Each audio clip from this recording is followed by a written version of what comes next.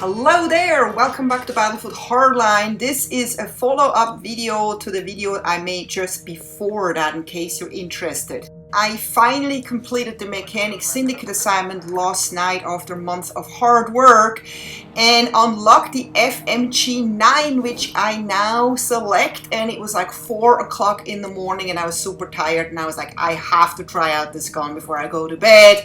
And unfortunately I got into a map where I would not pick an SMG necessarily, but I was just so desperate to find out what I've earned for my hard work here. So let's see, look at this cool unfoldable animation. I love that. And look at that, you can just mow people down.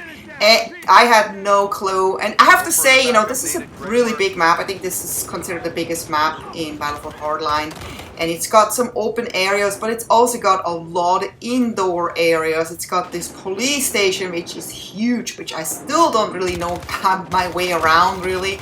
I'm always confused, you know, which end is which one, and there are like 2 levels plus the roof. No, actually there are 3. There are 2 levels plus the roof and the basement, and the whole thing is just huge. I mean, you can really get trapped in this thing and confused, and there's so many entries, so many windows, so many doors. You can get shot from like basically anywhere. Look at that guy, he has like a tactical insert right there. Finally found it.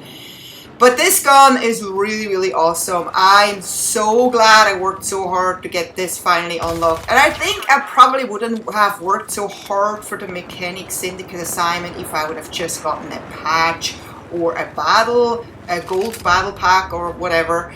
But because, you know, I've gotten killed with this gun so many times and I've heard good things about this gun, I was like, I have to get my hands on it.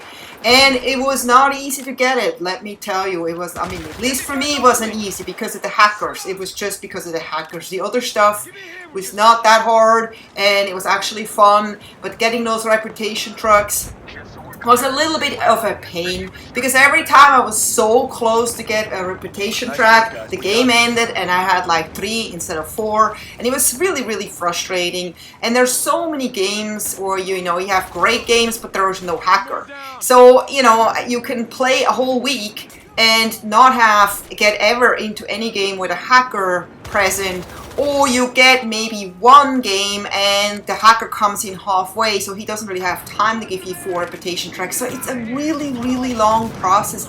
And I understand that people hired their friends to do this for them, but you know, first of all, I don't have any friend who could have done that for me or wanted to do that for me, and secondly, I wanted to do it the normal way. I wanted to really deserve this, and you know, that's the fun of the game. It's like, it's only a game. It's like, it sounds kind of funny when we're like, oh my god, I worked so hard to get a digital item in a game, but it's the fun. It's like, you know, doing something, accomplish something, doing something that's harder. And that's why I also usually a lot of times use guns that are harder and not everyone else uses, because it's much more satisfying.